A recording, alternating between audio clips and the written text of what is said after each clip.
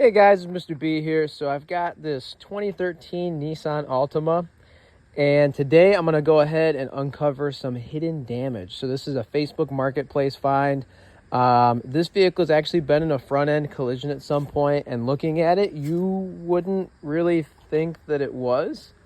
Everything looks pretty good for the most part, right? But it's definitely been an accident. And we were able to talk the seller down a little bit because of it, because we did go underneath and look at it and see what was wrong. The air conditioning doesn't work on this. It needs an AC condenser. I'm going to show you guys why. If you go up underneath it here, you can see that the AC condenser is all shoved up against the radiator. Yeah, it's not supposed to look like that. So at one point in time, this vehicle was definitely in an accident. It might not have been a bad one, but it was in one, and it ruined the AC condenser. And then somebody fixed the body damage, but they never fixed, obviously, the air conditioning. So it's just one of those things where if you're gonna buy a used car, always look underneath the car, look at the tires, look under the hood. Don't just buy the car because it runs and drives, right? Because we were able to talk them down on the price and get a better price because of it. But if we wouldn't have done that, we would have been paying a lot more for this vehicle. It's actually in really good shape. It's only got 97,000 miles, so it's definitely worth fixing. So I'm gonna go ahead and make a video on how to remove and install that AC condenser. All right, so the first thing I'm gonna do to remove this bumper, this fascia piece here to get to that AC condenser, is I'm gonna go ahead and take off this top plastic piece. So I'll get my trim tool, take those clips out, and then get at it from there.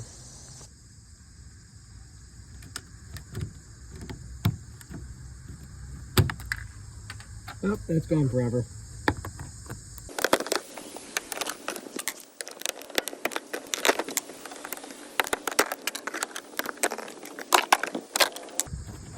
So that piece is out. I'm gonna have to remove these bolts right there and right there, and then I'll figure it out from there. I do know that if your vehicle still has the underguard, which this one doesn't, probably because of the accident, if there was a plastic underguard here, you would have to take that out. I kind of got lucky. This car doesn't have it because of whatever accident it was in. Looks like there are screws right there.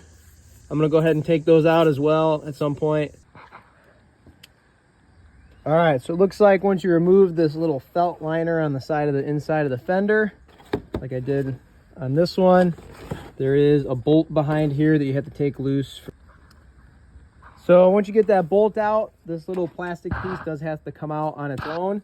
It kind of helps hold the bumper into the fender right there in that groove.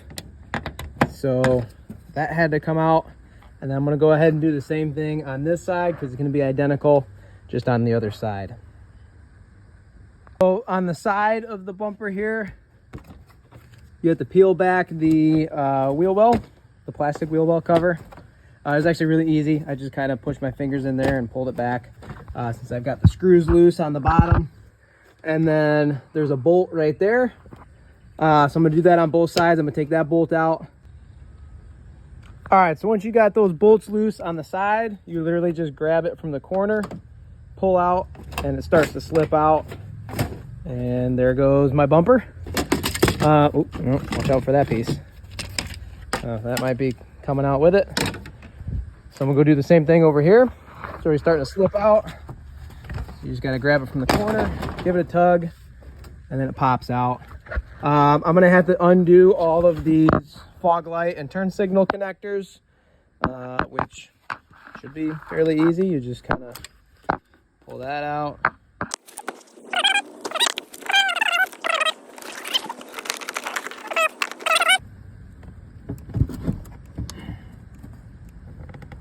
Okay, so that one's being pretty stubborn.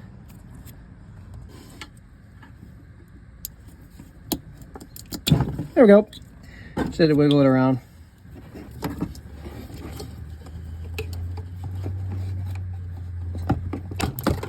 That's enough to where I can go ahead and just move it out of the way.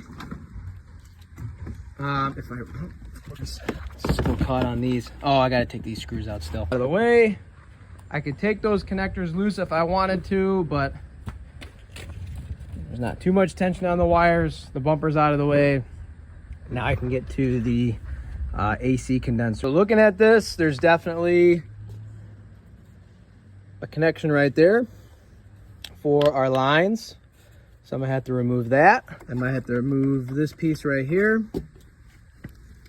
Definitely gonna have to remove that connector there.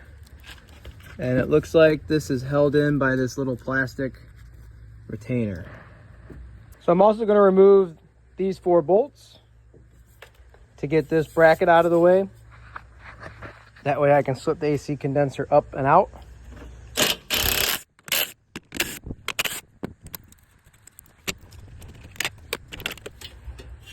Kind of move that out of the way. Don't really have to take it all the way out unless I really wanted to.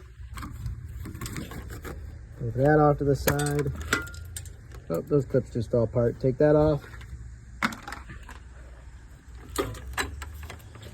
Get this loose. Let's see, 2 bolts there for that bracket.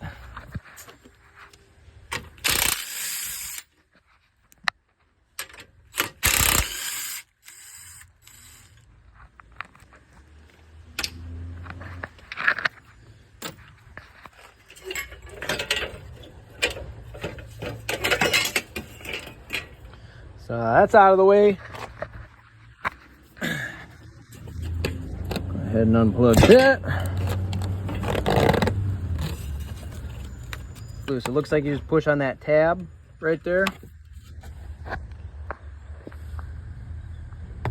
Looks like you just push on that plastic tab by the radiator and pull up. So I did get this other side loose. Literally all you have to do is push on that plastic tab, push it in, and then pull the condenser up and it pops out of place. The next thing I'm gonna do is I'm gonna go ahead and take this bolt loose for my lines. Keep in mind, guys, if you are replacing this condenser and the system is charged, you have to evacuate the system first. So I got the old condenser out and wow, that looks bad. It looks like it's already got metal brackets to replace those plastic pieces, so I don't have to worry too much about that. So I should be able just to slip this in place and have it lock in.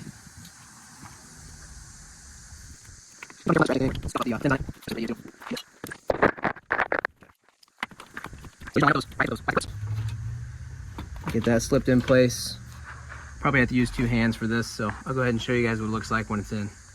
All right, so now I got the new condenser in place. It's shoved into those plastic clips. One thing I noticed is the new condenser does not come with the pressure sensor. So I'm going to have to take the old one off of here and swap that over. The line goes in right here. And I'm going to want to make sure to replace the O-rings that are on that line. I'm going to go ahead and swap out those O-rings. I did get lucky. The kit comes with a brand new bolt and O-rings for that line, so we'll go ahead and get all that put back together. All right, so I'm at the point now where I'm going to go ahead and put this brace back on and tighten up those bolts.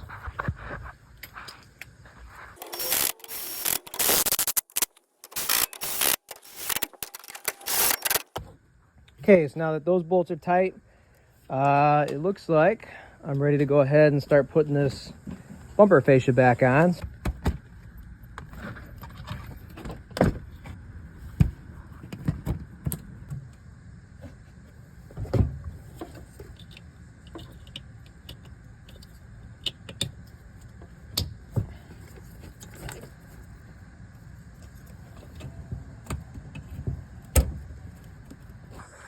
So I'm gonna have to pick it up, slip it into place, and then start putting all the screws and clips back in.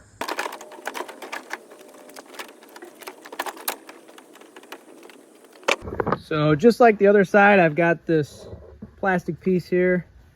I had to put the bolts in for that.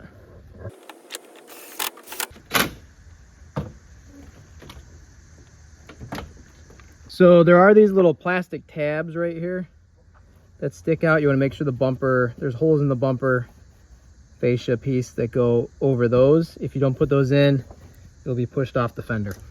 Bumper slip back in place. We'll go ahead and put this bolt back in.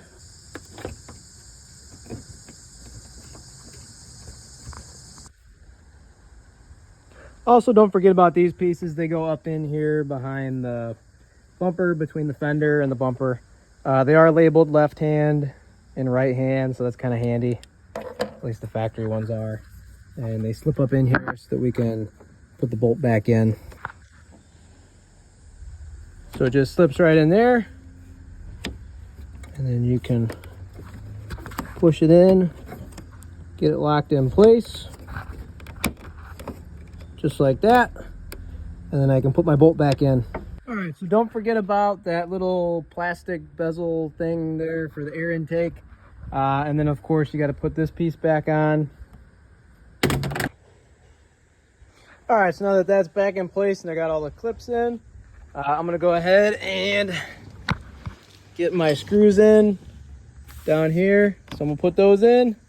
Once those are in, this job is done, other than recharging the system. So I'm not going to make another video on how to recharge this system, but I do have a video on how to recharge an air conditioning system. If you want to know where your refrigerant and oil information is, it's right here up on the hood.